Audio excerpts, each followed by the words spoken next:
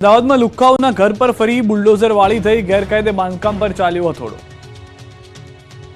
જોઈ લો ટપોરીઓ, અસામાજિક તત્વો ગુંડાગીરી કરશો તો આવી હાલત થશે, ઘર પર ચાલશે હથોડા।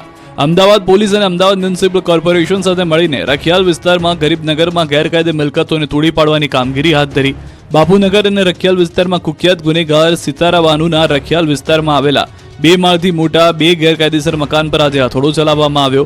આ કાર્યવાહી પોલીસ પર તલવાર હુમલો કરનાર મોહમ્મદ સરવર ઉર્ફ અબ્દુલ કરીમના ઘરે ડિમોલિશનની કામગીરી હાથ ધરી।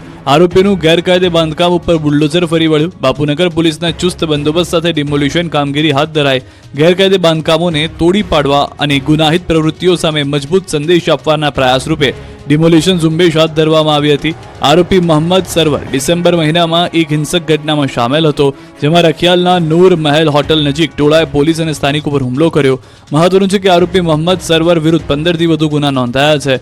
મહત્વનું છે કે બાપુનગર વિસ્તારમાં 18મી ડિસેમ્બરે રાત્રે પોલીસની આબરૂના ધજાગરા ઉડાડનાર લુખ્ખાઓ સામે 21મી ડિસેમ્બરે બુલડોઝર કાર્યવાહી કરાઈ હતી। પોલીસને હથિયારો બતાવી ધમકાવી ગાડીમાં બેસાડી ભગાડી દેનાર ફઝલ અને આફતાબે અમદાવાદ મ્યુનિસિપલ કોર્પોરેશનની જમીન પર મકાનો બનાવ્યા હોવાથી તેને તોડી પાડવામાં આવી રહ્યા છે અને તેમના ઘરો પર હથોડા ચાલી રહ્યા છે।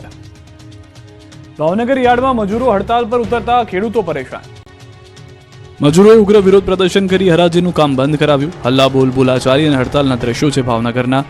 મહારાજા કૃષ્ણકુમારસિંહજી ભાવનગર માર્કેટિંગ યાર્ડમાં મજૂરો હડતાલ પર ઉતર્યા, જેને કારણે હરાજીનું કામ બંધ થયું। મજૂરો સાથે અભદ્ર વ્યવહાર કરાતા માર્કેટિંગ યાર્ડના મજૂરો હડતાલ પર ઉતરી ગયા। મોટી સંખ્યામાં મજૂરો એકત્ર થઈને વિરોધ પ્રદર્શન કર્યું। માર્કેટિંગ યાર્ડના સેક્રેટરીની ઓફિસમાં પહોંચી રજૂઆત કરી। મજૂરો કામથી અળગા રહેતા ખેડૂતને તરફનો ધક્કો થયો। યાર્ડમાં જણસીઓનો ઢગલો થયો। વેચાયા વગરનો માલ પડ્યો રહ્યો, જેથી ખેડૂતોમાં પણ રોષ ફેલાયો। જોકે માર્કેટિંગ યાર્ડના સેક્રેટરી દ્વારા હરાજી શરૂ કરવાના પ્રયાસ કરવામાં આવ્યા। બિસ્માર રોડને લઈને ભરૂચના રિક્ષા ચાલકોએ કર્યો વિરોધ। ભરૂચના પશ્ચિમ વિસ્તારમાં રસ્તાઓની દુર્દશાને લઈને રિક્ષા ચાલકો ધરણા પર બેસ્યા હતા। ભરૂચના મહમ્મદપુરા વિસ્તારમાં જય ભારત ઓટો રિક્ષા એસોસિએશને બુધવારે ધરણાનો કાર્યક્રમ પાઠવ્યો હતો। જોકે પોલીસ દ્વારા ધરણા પર બેસી વિરોધ કરી રહેલા રિક્ષા ચાલકોને અટકાવવામાં આવ્યા હતા। રિક્ષા ચાલકોના સમર્થનમાં શહેર કોંગ્રેસ પ્રમુખ હરેશ પરમાર, જિલ્લા યુથ પ્રમુખ શકીલ અકુજી સહિત અન્ય પણ આવ્યા હતા। જેમાં હવે રિક્ષા એસોસિએશનના પ્રમુખ આબિદ મિર્ઝાએ ભાજપના પાલિકા શાસકો સાથે વિરોધ પક્ષ કોંગ્રેસની મિલીભગત હોવાના આક્ષેપ કર્યા। બીજી તરફ પાલિકાના વિરોધ પક્ષના નેતા સમસાદ અલી સૈયદે વિપક્ષી સભ્યો હંમેશા પ્રજા સાથે જ હોવાનું નિવેદન આપ્યું। આણંદમાં ફરી અશાંત ધારો લાગુ કરવા માંગ। અશાંત ધારો લાગુ કરવાની માંગ સાથે આણંદના લોકોએ વિરોધ કર્યો। આણંદ શહેરના કેટલાક વિસ્તારોમાં 5 વર્ષ અગાઉ અશાંત ધારો લાગુ કરવામાં આવ્યો, જે હાલ આણંદ શહેરમાં અમલી છે। પરંતુ આ અશાંત ધારો તારીખ 31/12/2024ના રોજ પૂર્ણ થયો, ત્યારે પોતાના વિસ્તારો, જમીનો, માલ મિલકતો અને બહેન દીકરીઓની સુરક્ષા માટે આણંદમાં ફરીથી ઝડપી અશાંત ધારો લાગુ કરવામાં આવે તેવી માંગ લોકો કરી રહ્યા છે। સાથે જ હિન્દુ સંગઠન દ્વારા કલેક્ટરને આ મુદ્દે આવેદન પણ પાઠવવામાં આવ્યું છે। તો બીજી તરફ આણંદ જિલ્લા કલેક્ટર દ્વારા લોકોને આશ્વાસન આપવામાં આવ્યું છે કે વહેલી તકે આ મુદ્દે નિર્ણય લેવામાં આવશે। સુરતમાં કાર ચાલકે વૃદ્ધાને કચડી નાખ્યા, મહિલાને અડફેટે લઈ કાર ગેટમાં ઘુસાડી દીધી।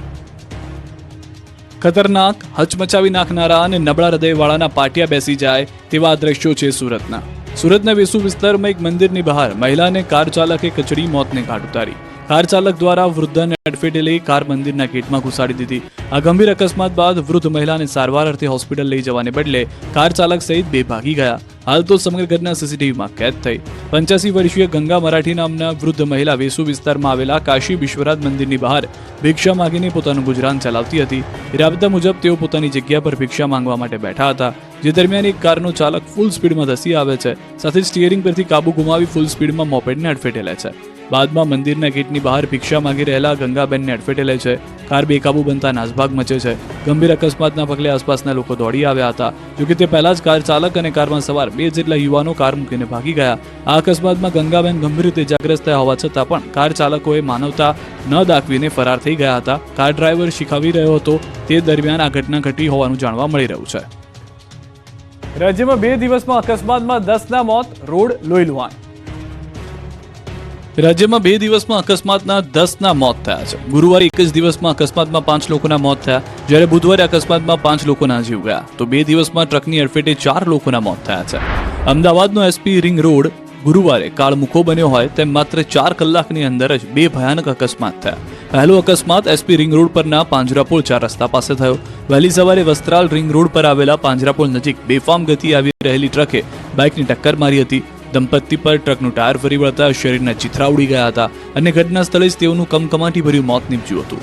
અકસ્માતે મોતને ભેટનાર દંપતી મંદિરે દર્શન કરી પરત ફરી રહ્યું હોવાનું જાણવા મળ્યું છે. જે જગ્યાએ દંપતીનું મોત નીપજ્યું છે તેના 500 મીટર દૂર જ બીજો અકસ્માત સર્જાયો, જેમાં એક આઈસરે લોડિંગ ટેમ્પોને ટક્કર મારતા ચાલકનું બેલેન્સ બગડતા ટેમ્પો સ્કૂલથી સાયકલ પર જતા 3 મિત્રો સાથે ટકરાયો હતો, જેમાં પાછળથી ટક્કર વાગતા ત્રણેય વિદ્યાર્થીઓ બાજુના ખાડામાં પટકાયા હતા. આ અકસ્માતમાં એક વિદ્યાર્થીને માથાના ભાગે ઈજા થઈ છે, જ્યારે અન્ય 2 વિદ્યાર્થીને નાની મોટી ઈજાઓ પહોંચી છે. અકસ્માત બાદ ઈજાગ્રસ્ત 8 વર્ષીય અરુણ પ્રજાપતિને 108 મારફતે નજીકની ખાનગી હોસ્પિટલમાં સારવાર માટે ખસેડાયો છે. આ તરફ વડોદરા હાલોલ રોડ પર કન્ટેનર ચાલકે બાઇકને અડફેટે લીધી. પૂરપાટ ઝડપે આવતા કન્ટેનર ચાલકે બાઇક પર સવાર 2 લોકોને અડફેટે લઈ દૂર સુધી રોડ પર ઢસડ્યા. બાઇક ઢસડાતા બાઇકમાં આગ લાગી. અકસ્માતમાં બાઇક પર સવાર 2 યુવકોનું ઘટના સ્થળે જ મોત થયું છે. અકસ્માત સર્જી કન્ટેનર ચાલક ફરાર થયો છે. બીજી બાજુ દાહોદના સંજેલીથી નેમકી તરફ જતા રસ્તા પર અકસ્માત સર્જાયો. આ રસ્તાનું કામ ચાલી રહ્યું હોવાથી રસ્તો કપચી તેમજ રેતીથી ભરેલો છે. રસ્તા પરથી પસાર થતા અજાણ્યા વાહનની અડફેટે આવતા એક વ્યક્તિનું ઘટના સ્થળે જ કમકમાટી ભર્યું મોત નીપજ્યું છે. આ તરફ મહેસાણામાં સિવિલ હોસ્પિટલ સામે અકસ્માત થયો. પોલીસ વાને બાઇક ચાલકને લીધો અડફેટે. અકસ્માતમાં બાઇક ચાલકને માથામાં ઈજા પહોંચી હતી. સુરતના કામરેજમાં કાર સળગી ગઈ. કઈક આ રીતે ભડભડ સળગી ઉઠી આખી કાર. દ્રશ્યો છે સુરતના કામરેજના. વાવ ગામે હોટલ બહાર એક કાર પાર્ક હતી, જેમાં બોનેટમાંથી અચાનક ધુમાડા નીકળવા લાગતા કારના માલિક અને અન્ય લોકો દોડી આવ્યા હતા. ત્યાં સુધીમાં કારમાં આગ પ્રસરી હતી. તુરંત કારનું બોનેટ ખોલીને પાણીનો મારો ચલાવ્યો. હોટલની બહાર હાજર લોકોએ પણ પાણીનો મારો ચલાવીને કારને આખી વાળતા બચાવી લીધી હતી. હોટલ પર હાજર લોકોએ પાણીનો મારો ચલાવી આગને કાબૂમાં લીધી. જોકે કયા કારણોસર આગ લાગી તેની જાણકારી મળી નથી. છેલ્લા 24 કલાકમાં કામરેજ તાલુકામાં 2 કારમાં આગના બનાવો બન્યા છે. ભાવનગરમાં લુખ્ખાઓએ એક ઘરમાં ઘૂસી કરી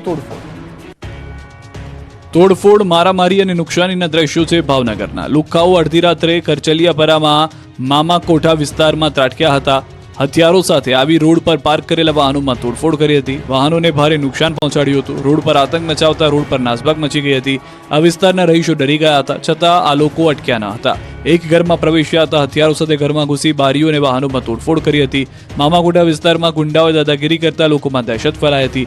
31 ડિસેમ્બરની રાત્રે ટપોરીઓએ વિસ્તારમાંથી લીધો હતો. એ રાત્રે દરેક ચોકમાં ચુસ્ત પોલીસ બંદોબસ્ત હતો. પોલીસ પેટ્રોલિંગ કરતી હતી. આમ છતાં આવારા તત્વોએ વિસ્તારમાં આતંક મચાવ્યો, જેથી પોલીસની કામગીરી પર સવાલ ઉઠી રહ્યા છે. બીજી તરફ હજુ સુધી કોઈ આરોપી પણ પકડાયા નથી. અમદાવાદના પોશ ગણાતા સાઉથ બોપલ વિસ્તારમાં થોડા દિવસે જ્વેલર્સ પેઢીમાં લૂંટ થતા ચકચાર મચી છે. કનકપુર જ્વેલર્સમાં બપોરના સમયે 4 લૂંટારૂએ વેપારીને બંદૂકના નાળચે બંધક બનાવી લાખો રૂપિયાના દાગીના લૂંટી ચલાવી ફરાર થઈ ગયા છે, અને જેના કારણે પોલીસ પણ દોડતી થઈ છે. લૂંટ કરવા આવેલા લૂંટારૂએ પોતાની ઓળખ ન થાય તે માટે હેલ્મેટ અને બુકાની બાંધી રાખી હતી. દ્રશ્યમાં જોઈ રહ્યું છું જે રીતે લૂંટારૂએ હેલ્મેટ પહેરીને દુકાનમાં ઘૂસ્યા, પોતાના ખિસ્સા અને થેલી દાગીનાથી ભરતા જોવા મળે છે.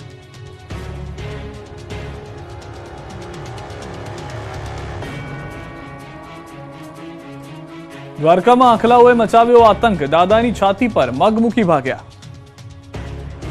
આંખલાઓએ ભર બજારમાં આતંક મચાવ્યો. દ્રશ્યો છે દ્વારકાના. અહીંના ગોમતી માતા મંદિર પાસે 2 આંખલાઓ બાખડ્યા હતા. નાનકડી શેરીમાં આંખલાઓ વચ્ચે વોર શરૂ થતા નાસભાગ મચી ગઈ. આંખલાઓ ઝઘડા કરી લોકો ડરી ગયા હતા. આંખલાઓ લડતા લડતા દોડવા લાગ્યા હતા અને એક આંખલો ભાગતા યાત્રિકોને રોડ પર પડી ગયા હતા, જેની છાતી પર મૂકીને આંખલો દોડતા દાદાને ઈજા થઈ હતી. વડોદરાથી દ્વારકા દર્શન